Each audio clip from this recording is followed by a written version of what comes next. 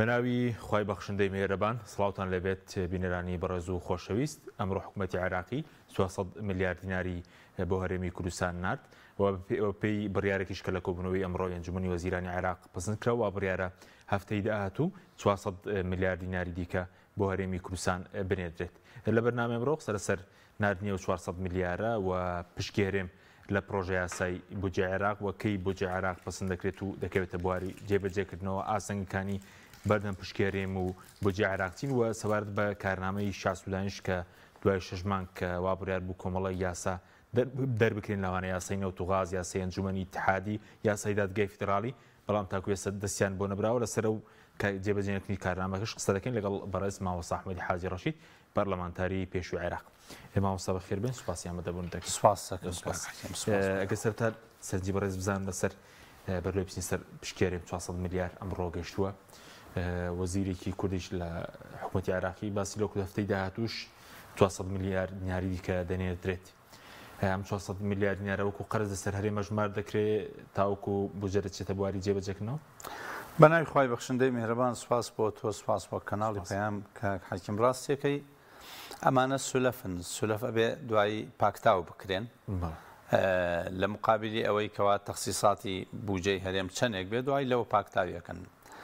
ڕاستێکی حکوومەتی اتحادی ملزەمە بەوەی کە بودجە بنێرێ بۆ هەرێم لە ئێستادا، چونکە ئیتفاقێتەکە ئیتفاقی ڕادەستکردنی نەوت یاخود نەناردنی نەوت کە ئەمان ناوێنن ئیتیفاق و ئەمە بەرباراژەڵێ کە ئەمە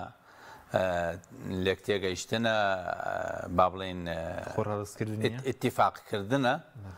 ینی ناوی نەنێن خۆڕادەستکردن، بەڵام هەرێم نەوتەکەی ناڕادیتر خۆ لەوە وازەحتر کە تورکیاڵێن ئامادە نییە نەوتی هەرێم لە ڕێگەی تورکیاوە بڕوە. کەواتە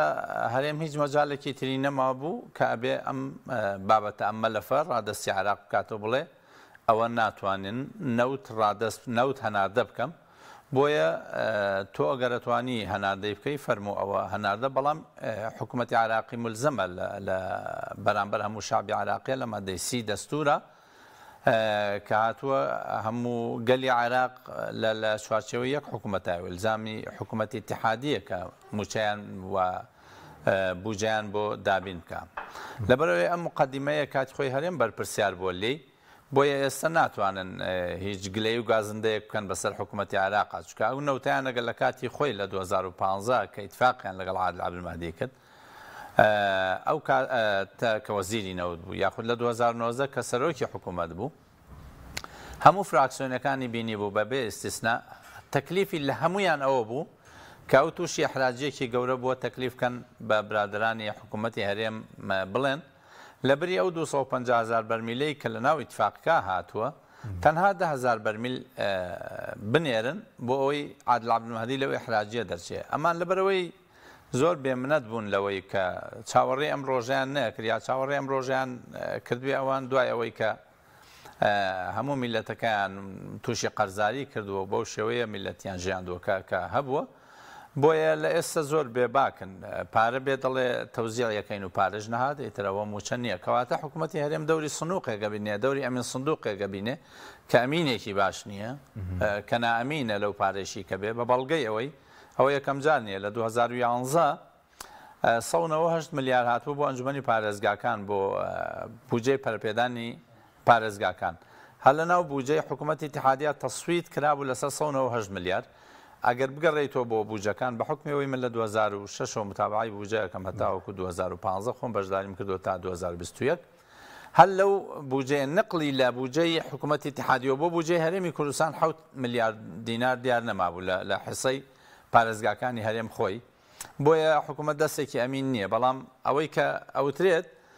وەک محاسبێک وایە ئەو پارەی کە بێت تەوزیعیکە ئەڵێ ئەگەر پارێژ نەها و تەوزیع ناکەیت محاسب هەر دەوری ئەوەندەیە کەواتە حکوومەتی هەرێم لە حکوومەتدارەتی کەوتووە، لە حکوومەتدارەتی کەوتووە بەچی بەوەی کە ناتوانێت موچەی هاوڵاتیان بدا، هەر حکوومەتێک نتوانێت موچەی هاوڵاتیەکانی بدا ئەوە بێ ئیشاری ئیفلاسی خۆی بکە، بەڵام ئەمان ڕوویان لەوە قایمترە کە ئیشاری ئیفلاس بکەن، قەرزێکی زۆریشیان لەسەرەکە ناتوانن بیدەنەوە، ئەوەش بابەتێکی دیکەیە و پارەیەکی زۆری بانکەکانیان لایە تا ئێسش لە ناو پرۆژه یاسای بودجێ عێراق هاتووە کە بێ مانگانە بڕێک پارە بدەنەوە بە TBI چونکە بڕێک پارەی زۆر لە سەردەمی سەرۆکەکانی پێشووە بڕی 2 تریلیۆن و نیو دینار دراوە بە حکوومەتی هەرێمی کوردستان و ئەو دەستکاری سیولەکانی کردووە لە کاتێکی ترە بۆیە لە ئێسەدا و قەرزە ئەبێ بداتەوە. حکوومەتی هەرێمی کوردستان لە بەرامبەر حکوومەتی عراق ئێستا دەسەوسانە بۆیە حکوومەتی عراقی ملزەمە کە پارەی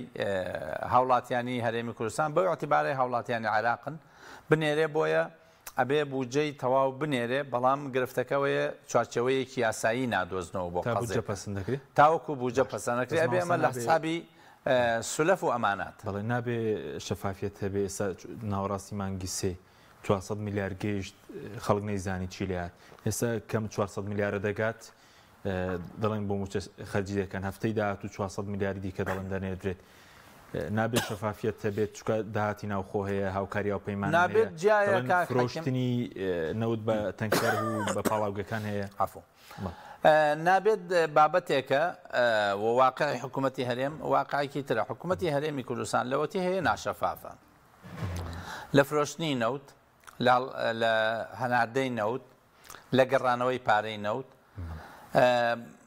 بە قوترین بەڵگە لەسەر ئەوەی کە حکوومەتی هەرێم ناشەفافە لە 2013 پرۆژه یاسای بودجەی نییە یعنی هیچ بەرپرسێکی حکوومەتی هەرێم ئەتوانێت ئیدعای ئەوە بکە بڵێ ئێمە شەفاف بووین ئەتوانێت ئیدعای ئەوە بکە بڵێ ئەو داهاتانەی کە دەستمان کەوتووە بەم شێوەیە تەوزیعمان کردووە کە پەرلەمان مصادقەی پرۆژه یاسای بودجەی کردووە و ئەمە ئەوجهی سەرفی ئەم بودجەیە بۆیە حکوومەتی هەرێم هەرگیز ئیدعای ئەوە نەکات باشترەکە کە شەفافی مەفروض وایە شەفافێ حکوومەت دەبێت شەفافێ باش ئەمە سوڵتەیەکە کە دەستی گرتووە بەسەر تەواوی جومگەکانی سیاست و دارایی و ئیدارە و هەموو شتێک بە کەیفی خۆی خەڵک تاینەکە و خەڵک لابە لە کاتێکا لەناو پرۆژه یاسای بودجە بێت تاینات هەبێ مەسەڵەن داهاتی هەرێم بە شێوەیەک بە جیاواز سەرفەکرێ بۆ هەر پارێزگایەک بە شێوەیەکی مەزاجی سەرفەکرێکەوە مخالفەی مالیە سەرۆکی حکوومەتی ئێستا و سەرۆکی حکوومەتی پێشوو کردوێتی لە 2013ەوە هەموو حکوومەت بەرپرسندەوە باشە بەس دەبێت کێ چاودێریەوە بکە 400 میلیارم ئێستا پەرلەمانی کوردستان تقریبا لە کار کەوتووە کێ دەبێت چاودێریەوە خۆی پارانەی دەنێرێت قانونی دیوانی ڕقابەی مالی قانونی دیوانی ڕقابەی مالی عراقی اتحادی مەسئولە لە بەرامبەر هەموو دینارێکی داهات کە دێتە ناو خەزێنەی دەوڵەت و هەموو دینارێکی سەرف کە لە خەزێنەی دەوڵەت دەرەچێت کەواتە لە ئێستادا مادەم حکوومەتی هەرێم پەرلەمانەکەی نەماوە پەرلەمانەکەی توانای ئەوەی نییە متابعە و مراقەبە بکە دیوانی ڕقابەی مالیەکەی پێم وایە سەرۆکی دیوان ئیستیقالەی کردووە بۆیە ئەم پارەیش لە عێراقەوە دەیان لە خەزێنەی عێراقی دەرەچێت ئیلزامەن دیوانی ڕقابەی مالی اتحادی بۆی هەیە متابعە و مراقەبەی ئەم پارانە بکە بزانێ ئەوجوهی سەرفەکان چۆنە باش و دوایی ئەبێ لە میزانی مراجعە و لە حساباتی ختامیە ئەمانە دەرکەون و ئەم پارانە بۆچی بەکار هاتوون و بۆ چه بابێک لە بابەکانی سەرف بەخەرجکراوە سەبارەت بە یاسای بودجە ئێستا گفتوگوی لیژنی دارایی هەر بەردەوامە تقریبا لە پێش دەژنەوە لە 18 گفتوگۆی خوێنەوەی دۆن تەواو بوو بۆ ئەوەندەی پێچوو تا ئێستا نەچووە بۆ قۆناغی دەنگدان کاتی دەوێت کاک حەکیم بودجەکە کەوتووەتە سەرەوەی لیژنەی مالی ئەیانەوێت چی بکەن لیژنەی مالی یەکەم قسەی کە کردیان ئەوان نیگەرانن لەو 3 ساڵە لە کاتێکەوە قانونی دارەی مالی ئەوان بۆیان نییە نیگەران بنەوە قانونە و سابتە بودجەکە بۆ 3 ساڵ بودجە بۆ 3 ساڵە ساڵی یەکەم وجوبیە یعنی ساڵی یەکەم چۆن ئیقرارەکرێ بەیاوە تەنفیز بکەیت ساڵی دووەم و سێم قابل بە تعدیلە یعنی ناو قانونەکە زۆر بە واضحی ئەمەیاڵە قانونی دارەی مالی لە ساڵ 2019 لەو خولەی ئێمە تعدیلی هەیە حکوومەت خۆی بۆی هەیە تعدیلی بودجەکە بکە بەڵام تعدیلکردن هەندێک جار با بڵێن وجوبیان تعدیلەکرێ بۆ نمونە لە ئێستادا نرخی نەوت لە ناو پرۆژه یاسای بودجە بە 70 دلار دانراوە نرخی نەوت چەنە 78 حکوومەت سعرێکی تەحەفوزی دانێ بۆ نەوت بەڵام ئەگەر سێنی نەوت لەوە کەمتر بوویەوە یا گەیشتەوە 70 ئەبێ حکوومەت لەوە کەمتر دانێکەواتە ئۆتۆماتیکیان کە سعری نەوت دانێ بە کەمتر لە 70 ڕەسەن عەلا عەقیب هەموو جەداوی لە گۆڕێ هەموو حیسەسە گۆڕێ کەوا ئەی بودجە لە ساڵی 2005ەوە بەدواوە بریتە لەو جەدوەلەی کەوا ساڵێک نەوت بە 45 دانراوە ساڵێک نەوت بە 50 دانراوە ساڵێک بە 80 دانراوە هەم ساڵ بە 70 دانرێ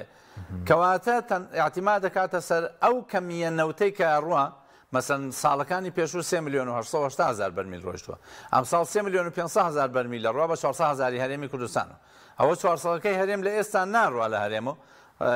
لە نەوتی بەسرە قەرەبووی بۆکەن یاخود ئەگەر ئەو نەوتە نەنێن ئەوە 3 ملیۆن و 100,000 بەرمیل لە ڕۆ فەرەزنا بە ئیتیفاقی ئۆپێک ئەو نەوتە کەم کرایەوە کەواتە ڕێژەکە گۆڕێ فەرەزنا زیاد کرا ئەوە ڕێژەکە گۆڕێ فەرەزنا سعر کەمی کرد یازادی کرد ڕێژەکە گۆڕێ بودجێ عراقیش بریتە لە خەمڵاندنی داهات لەگەڵ یاسایی و یاخود پێ باشە بۆ 3 ساڵ بودجە هەبێت ئەمە بۆچی ئەم پێشنیارە کرا کاک حەشیم ئەم پێشنیارە لە ساڵی 2019 باسم کرد کە قانونی دارایی مالی تەصویب کراکەم قانونە لە ئاساس و مەوعەدی حوکەمەی کەنەدی سەرپەرشتیە کرد پێم وابێ ئێمە لە 2 خول خەریک بووین زیاتر لە 2 ساڵ و نیوی خیانتان پرۆژه یاسایە گەیشتەوەی کە ئێستاە چونکە ئەوەی پێشوو کە هەبوو قانونی دارایی مالی و دەینی عام قانونەکە هەر تەرجەمەکردنەکەی هەڵەی تیابوو چونکە تەرجەمەی بەدج کرابوو بە میزانیە لە کاتێکا بەدج بودجەیە ئەلموازنەیە نەگەل میزانی میزانیە بەڵانسشیتە بۆیە لە ئەساس و تەرجەمەکەی هەڵە کرابووە کۆمەڵێ فقراتی تیابوو ئەساسی استحقاقی تیابوو یا ئەساسی نەقدی ئەوە گۆڕانکاری تیاین بوو کەسێک بەناوی عوبێد محەل ئەو پرۆژە یاسایی نووسی و تعدیلی کرد و دوای نادیە پەرلەمان و لیژنەی مالی پێوە سەرقاڵ بوون لەگەڵ معادی حوکەمە مەسەن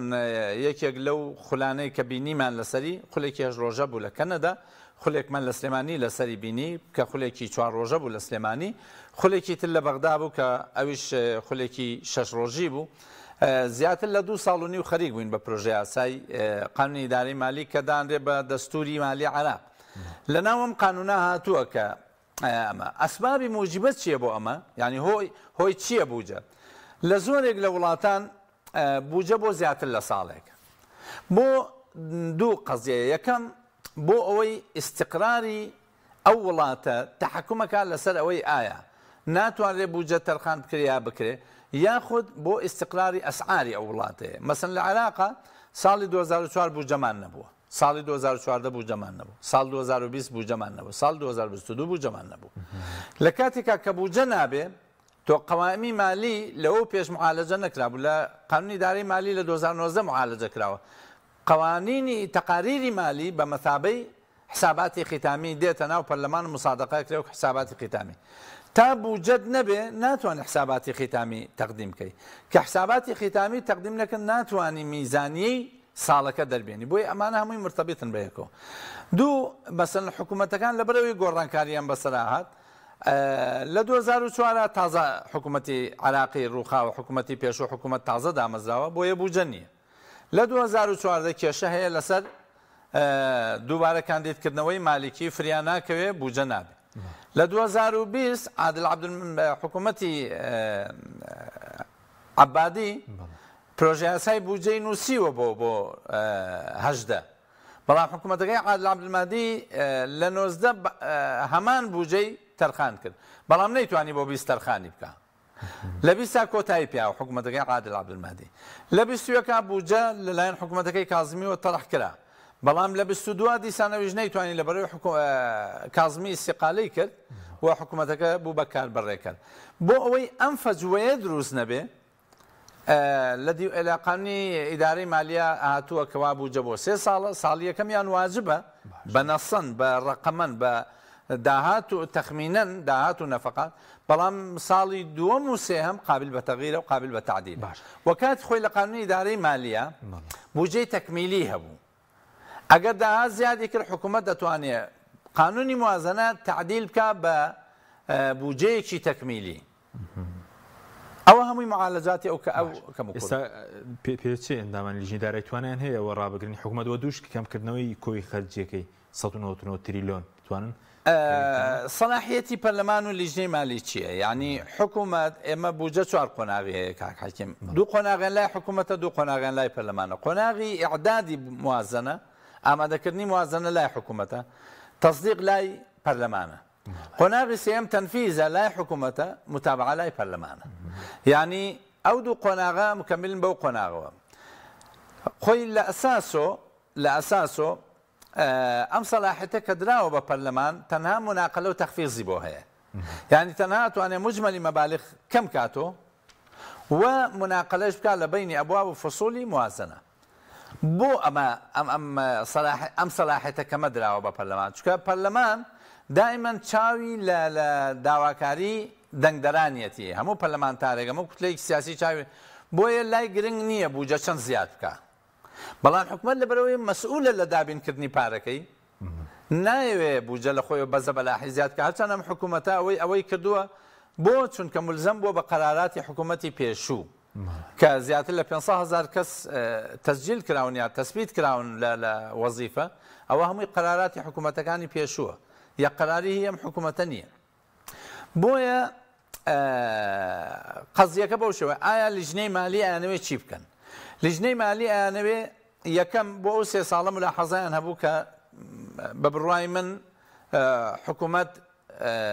تانە ئەدا دەستوریەن و ئەیشیباتۆ بۆ چونکە قانونی دارەی مالیە و ئەسڵە سیاسەی مالی داڕێژەرەکەی حکوومەتە پەرلەمان نییە بوجەش بریتە لە سیاسەی مالی خاڵی سێ بوجە ڕوئیای حکوومەتە ڕوئیای حکوومەتە بۆ مەجای مالی بۆیە ئەو مەسئولە لەوەی چی تەخمینەکە بوجەکانی پێشوێمە لە سەردەمی عەبادیان لە 19 فەقەرە ڕەخنەی گرت و سکاڵای یاسایی تۆمار کرد 16 فەقەرەیان لە ساڵحی ئەو بۆیە لیژنەی مالی و پەرلەمان ناتوان بچن بەگژی حکوومەتە بەڵام ئەتوان مجمەلی مەبالغ ئێنکەن کەمکەنەوە ئێمە لە بودجەی 2020 164 تریلیۆن دینار بوو کە سەیرمان کرد بودجەیەکی زەبەلاحە و نزیکەی 64 تریلیۆن دینار کورتێنانی تیا بوو کە ئەمە مخالفەی قانونی دارەی مالیە ئەوزام کردمان بە 129 تریلیۆن کردمان بە 129 تریلیۆن بۆیە کورتێنانەکەمان کەم کردو بۆ 20 ئەوەندە تریلیۆن ئەم لیژنە مالیە ئەگەر ئێوێ ئەمە بکە کەواتە مجمەلی مەبالغ خۆ نایە لە پشتی وەزارەتێک ببڕێەوە جارێ مەسئلەی موچە نابێت دەستکاری بکات چونکە موچە تەوقیفیە ینی مەقتوعە یعنی ئەگەر کەمیش بکرێتەوە هەموو شتێک کەمەکرێتەوە بێزگە التیزاماتی موچە تعویزاتی موظفین لەگەڵ التیزاماتی دەولی قروز ناتوانانی ئەقسات و فەوائدە تۆ پارەت وەرگرتووە لە بانکێک لە بانکەکان بەلەسا ئەوەنە و ئیتفاقی کردووە لەسەر قستەکەیەوەە ئەتوانی عادەی جەدوەلە بکەیتەوە دوای عادەی جەدوەلە بکە ئەو وەختەی عادەی جەدوەلە هەم فائیدە زیادەکە لەوانەیە مەدای قەرزەکان درێژتر بکاتەوە بەڵام بە تەکید فائیدە زیادەکات چونکە حکوومەتێک ئامادە نییە فرسەی بەدیلە لە دەست بە کەواتە ئەگەر لیژنەی پەرلەمانیەکە بیانەوێەوە کورتکەنەوە ئەبێ لە هەمووی ئەمەش کارێکی ئاسان نییە وەختی ئەوێ ئێمە جار هەبووە مەسەن 80 ڕۆژمان ویستۆ بۆ بوجە لە حکمی ئەوەی 2015 بۆ 2021 من بەشداریم لە بوجا کردو ساڵ هەبوو 80 ڕۆژمان پێویست بووە ساڵیش هەبووە بە 12 ڕۆژ بوجەمان تێپەڕانەوە ئەو کاتەی کە لیژنەی مالی قەناعەتی وایە کە پرۆژە یاسای بوجە ڕوئیای حکوومەتە بۆ مەجای مالی پێویستی بە گۆڕانکاری زۆرتر نییە مەجموعەیە تعدیلاتی تەخفیفەکە بوجەکە تێپەڕێن بەس ئەو کاتەی قەناعەتی وایە ئەمە مەسئولیەتی ئەوە لە بەهەدەرنەدانی ئەموال دەولە ئەوا دێت ئێمە بوجەی ساڵی 2021 بە تەواوی معنا هەڵمان وەشانەوە لە یەک دووبارە سیاغەمان کردو بۆیە زیاتر لە 45 ڕۆژمان پێچوو 500 سعاتمان پێچوو دانیشت کۆبوونەوە 165 سیزافەمان کردم بەزەوەی ئێستا پێشبین دەکرێت کۆتای مانگە پسند بۆ دەی مانگ ئەوەی کە باسەکەن بۆ دەی مانگ ناتوان بۆ دەی مانگ ئیداری دەوڵەت داوای کرد دەی مانگ بەس بۆ 20 مانگوانە ئەزانین چۆنە کاکحەکیم مەسەن ئیدارەی دەوڵات حکوومەت هەموو ئەمانە کە ئەیانەوێ شتێک بکەن کەوتۆتە سەر ئەکتیڤیەتی لیژنەی مالی زۆر جار لیژنەی مالی لەسەر فەقەرەیەک گرفت دروستە بێ مەسەن ئێمە کە ئەو کاتە لە ساڵی پێش 2018 کە گرفتێک دروستە بوو لەسەر پشتی هەرێم یەکسەر بای کۆتمانە کرد تەوان هەموو فراکسیۆنەکان یعنی ئیتفاقێک هەبوو ئەو کاتە وەزی ئەندامانی لیژنە و فراکسیۆنەکان تا ئەندازەیەک ڕێکەوتبووین لەسەرەوە بایکۆتمانە کرد ئەمانوت مناقەشەی بوجە ناکەین ناچار ئەهاتن تا تەفاوزمان دووبارە دەست پێ کردەوە ڕۆژێکی خەیان تاقێکی خەیان ئێستا بەسیترین شت ئەگەر سونە لەسەر فەقەرەیەک تەوان ئێستا سونە کێشەیان هەیە لەسەرەوەی بوجیان کردووە بە خاڵێک بۆ ئەوەی منطقەی جورفە سەخر و نازحین بگەڕێنەوە ئامادە نین کاراسانی بکەن لە ناو بوجە مەسەن بەسرە داوای استحقاقی خۆیەکە لە نەوت و لە ساڵانی پێشوو بۆیە ئەکرێ لیژنەی مالی خۆی تەوقیتاتی زەمەنی دیارریەکە ئایا فعلەنەوە نەتوان لە دەیمانگا من بە بڕوای من لیژنەی مالی مانگ پسند بکرێ وەکو گریمانەیە کەی دەستە بواری جێبەجێکردنەوە کاگەڕێتەوە بۆ حکوومەت کە بیستی مانگ تەزیقەکرێ نێرێ بۆ حکوومەت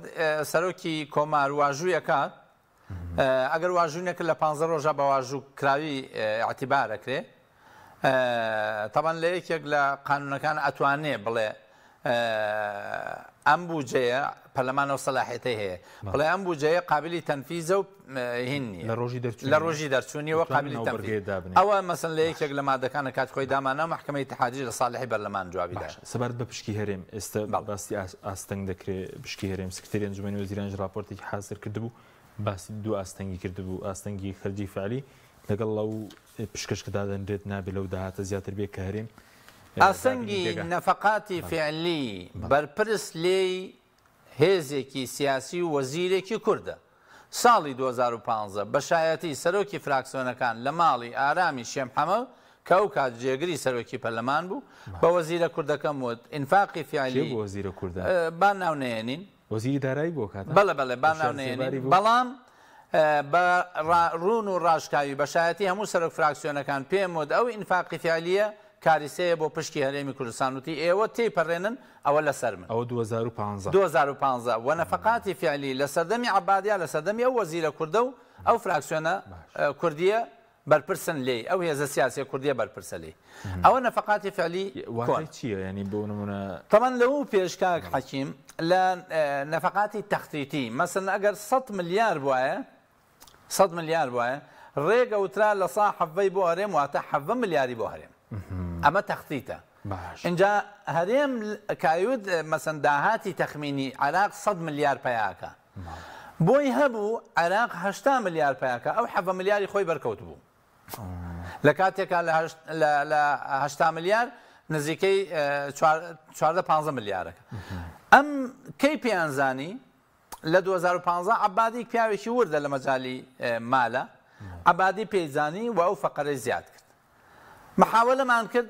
ئەو بەرپرسە کوردە وەزیرە کوردە وەزیرە کوردە کە وەزیری داراییش بوو وەزیری دارایی بوو لێگەڕێ کەەوە تەحملی مەسئولیەتەکەی و شایەتەکان ماون کەسیان نەمردوون شکر ئەمەی کە ئێستا فەقەرەی عەرقەلەیەکی تازە هاتووە کە ئەوەیش ئەبێ پشتی هەرێم بە ئەندازەی ئەو داهاتانە بێ کە لە هەرێمەوە دەسەکەون نابێت لەوە زیاتر بێ یعنی هەرێم 400,000 بەرمیل نەوتەدا بە $70 بی خەمڵێنەبایی چەنە إضافة إلى داهاتا اتحاديەکان کە ئەگەڕێتەوە بۆ حکوومەتی اتحادی چەندێک بێ بوجێ هەرێم لەوە تێنەپەڕێ کە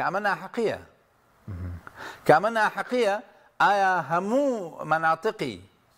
عێراق بەم شێوەیە مامەڵەی لەگەڵاکرێ ئایا ئەوانەی کە داهاتی زۆرترین داهاتە بەخشن بە عێراق کە بەسڕەیە مامەڵەی ئەوەی لەگەڵاکرێ زۆرترین داهاتی پێبەخشی ئایا منطقەی ئەنبار و مەناطقی سنی کە نەوتیان نییە ئەم مامەڵەیان لەگەڵاکرێت کە بە ئەندازەی داهاتی زەریبە پشکیان بۆ تەڵقانەکرێت کە منە عەدالەتیەکە کێ بەرپرسە لێیکە یەکەم ئێمە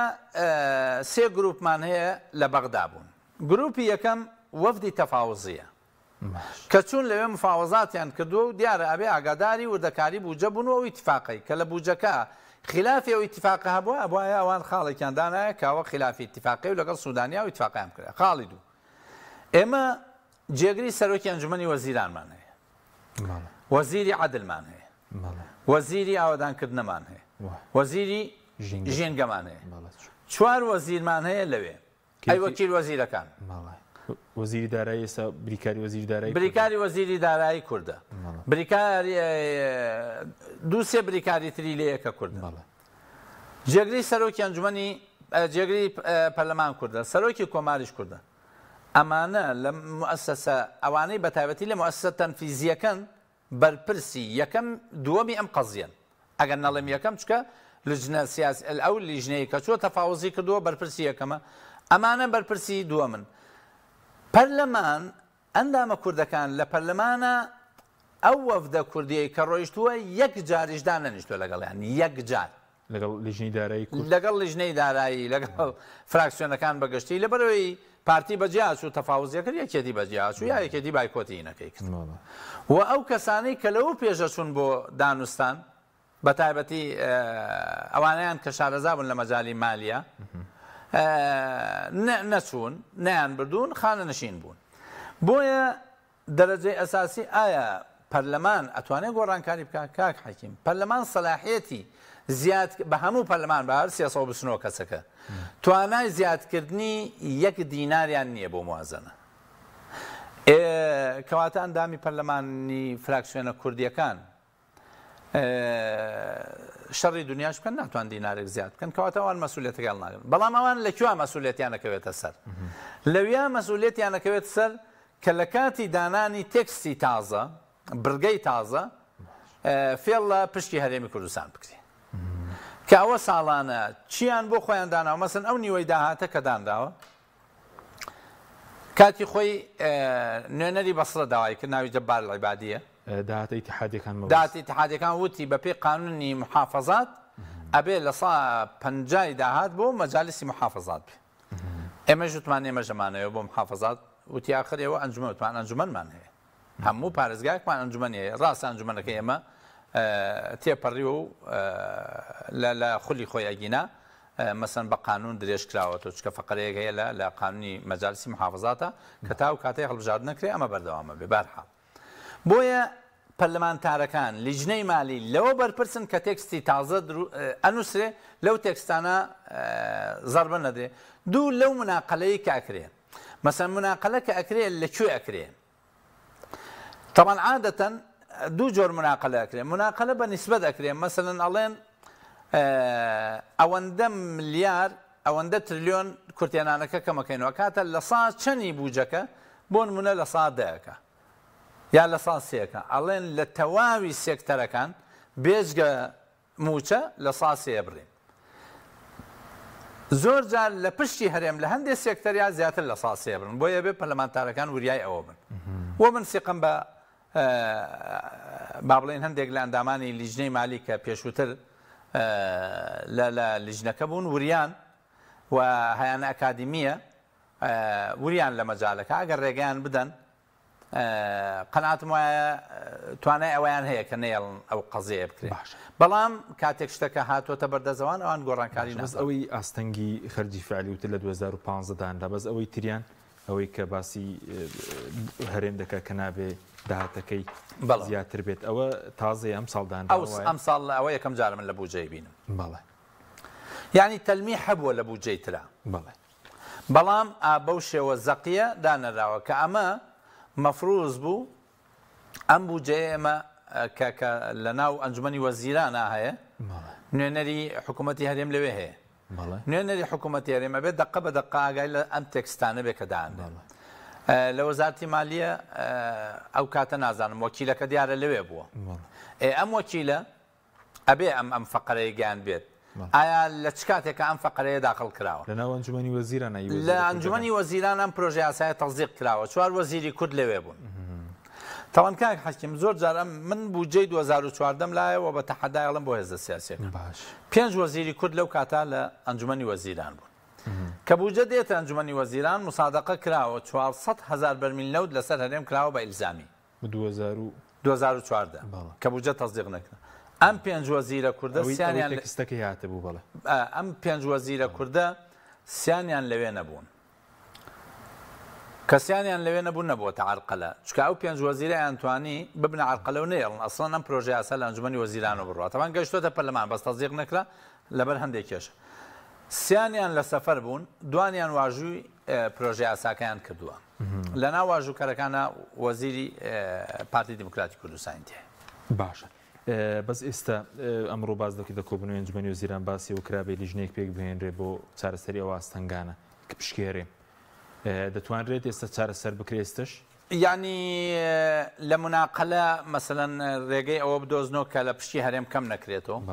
ئەتوان لە قانونەکە کانووسن ئەوەنە ئستیسنا بکەن بۆ دەتوان نەو دەقەلا بەرن بە هەمانگی لەگەڵ حکوومەت ئەوەی کە دەڵێ نابێ داهات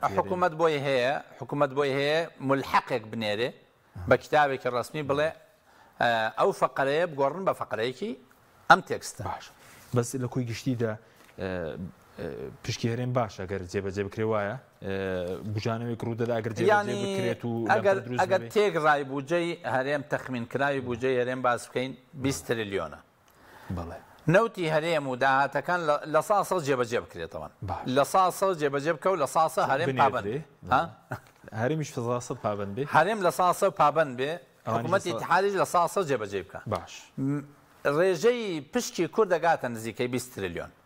ڕێژەی مساهمەی کوردیش ئەگاتە نزیکەی 14 تریلیۆن کەواتە لە هەموو حاڵەتێکە هەرێمی کوردستان 6 تریلیۆن قازانجێتی کێشەکە لەکوایە کێشەکە لەوایە ئەمان ئەڵێن ئەو عەقدانەی کە ئێمە کردومانە حکوومەت ملزەمە پێوە کە ئیستیحقاقاتی یا کولفەی گەڕان و ئیستیخراج و بە بازارکردن لە هەرێمی کوردستان نزیکەی 6 تریلیۆنە حکوومەت نزیکەی 4 تریلیۆنی داناوە ئەو 2 تریلیۆنە لەکوێ هێنێ حکوومەتی هەرێم ئەمان ئەیانەوێ ئەوەش حکوومەتی عراق بچێتە ژێرباری لە کاتێکە ئەمان سەخی بوون لە پێدانی گرێبەست بە کۆمپانیاکان لەبەرەوەی گومانی ئەوە هەیە کە خۆیان شەریک بوون لە هەندێک لەو گرێبەستانە بەسەوەی خەتینەوت 3 تریلیۆن و 876 میلیارد دانراوە من پێشەوەی بێم ئەوەم حسابە کرد 400,000 بەرمیل 3 تریلیۆن و 876 میلیارد دانراوە کە تەقسیمم کرد 969 میلیارد بۆ 100,000 بەرمیل بۆ 100,000 بەرمیل عێراق 31,000 نێرێ 3 میلیۆن و 100 3 میلیۆن و 500 400 یاریمە 3 میلیۆن 100 969 ئەکاتە 30 تریلیۆن ئۆنە بەس عێراق 23 بۆ دانراوە یعنی 7 تریلیۆن کەمتری بۆ دانراوە ئەوە بڕێکی باشەوەی دانراوە زۆر باشە بەڵام ئەمان قەزیەکان لەکوێ خەلەلەکان بۆ دروست بووە لە کاتی خۆیان کە گرێبەستەکان کردووە گرێبەستەکان بە سەخاوەت کردووە پشکی پێشمەرگەش دانراوە لە سەدەمی ئێوەش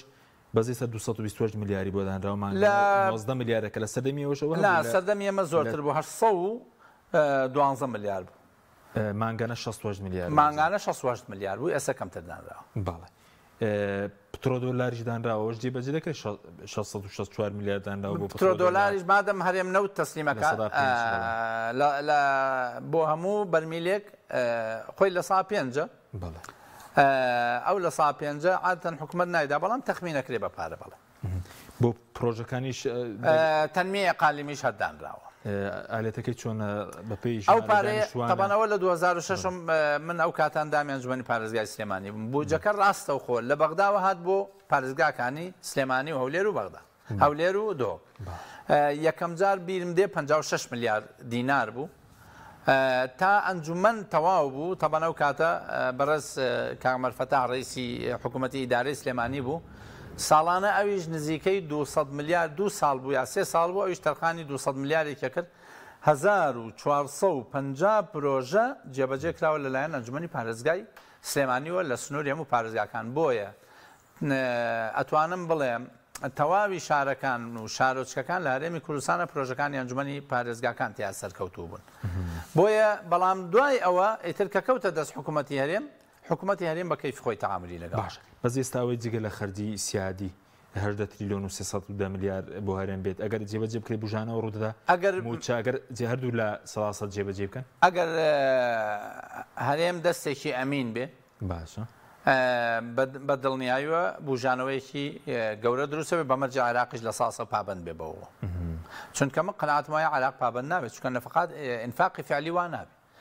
دایناوە 134 تریلیۆن داهات بێ 64یش کورتێنان بێت لە ڕێگەی قەرز و مدەوەر و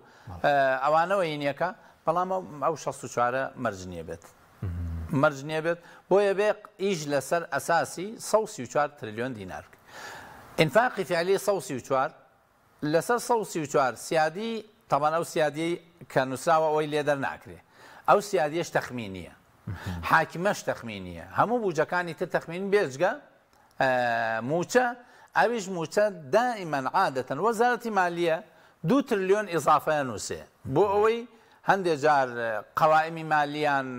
کەسری تێکەوێت قەوامی مالیان ئیزافەی تێکەوێت تەرفیعاتی تێکەوێت ئەگینا لە ساسە مستحیلە و بودجەیە کە تەخمین دانراوە ئێستا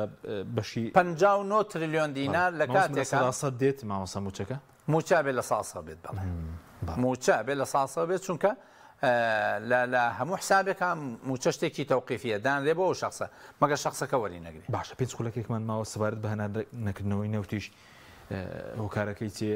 تا ئێستا ئەو چل ڕۆژ تورکیا مەرجی هەیە لەسەرەوەی ئەبێ بە کاتی خۆی کەنەوتی بە هەرزان کڕیوە لە هەرێم ئێستش مەرجەوەیە کە بە هەرزان لێ بکرێت چکە تورکیا ئازانێت دەرچەی تر کەمە مەسەن تا ئەو بۆریە چاکە بێتەوە لە سووریاوە 700 ملیۆن بەرمیل 700,000 بەرمیل نەوت ڕۆژانە بنێرن ئەوە فترەیەوێ 6 مانگیەوێ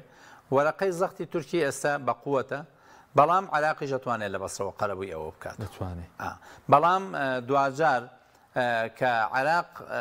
بێمنەت ئەبێ لە تورکیا کارتی ئاو بەکارێنێ لەبەرەوەی ئەم شتانە هەمویان ڕەبتیان بەیەک. باش بەزۆکو سیستەمی موچە وەکو دەبێ وەکو عێراقی لێ بکرێن موچەی خاننشین بێ سیستەمی موچە بێ لە کوردستانە قەراری محکەمەی اتحادی ئیلزامی حکوومەتی هەرێمی کردووە کە ئەبێ ئەوە بکە بەڵام ئەوی بۆ خاننشین بەڵام بەنسبەت موچەوە مادەی 120 دەستور ڕێگەیەدا بە هەرێم کە سیستەمی موچەی تایبەت بەخۆی هەبێ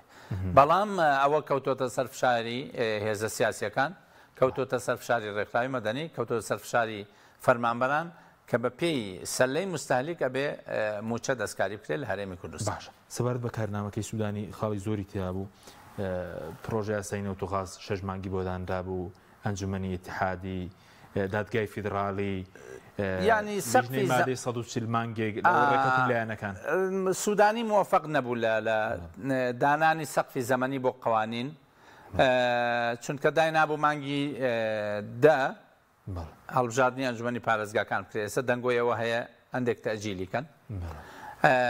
کۆمەڵی قوانینی دانابوو قانونی موازنە بۆ یەکەم قانون دەرچوایە ئەوە مانگی 4 ئەگەینە مانگی ئەوە مانگی 5 عفو ئەگەینە مانگی 6 اینجا پرۆژه یاساکە تەشریعکرێ ئەگەینە مانگی 7 اینجا تعلیماتی بۆ دەرەچێ لە مانگی ناوەڕاستی 5 ئێستا چەندی 5 ئەمڕۆ بەڵێ ئەمڕۆ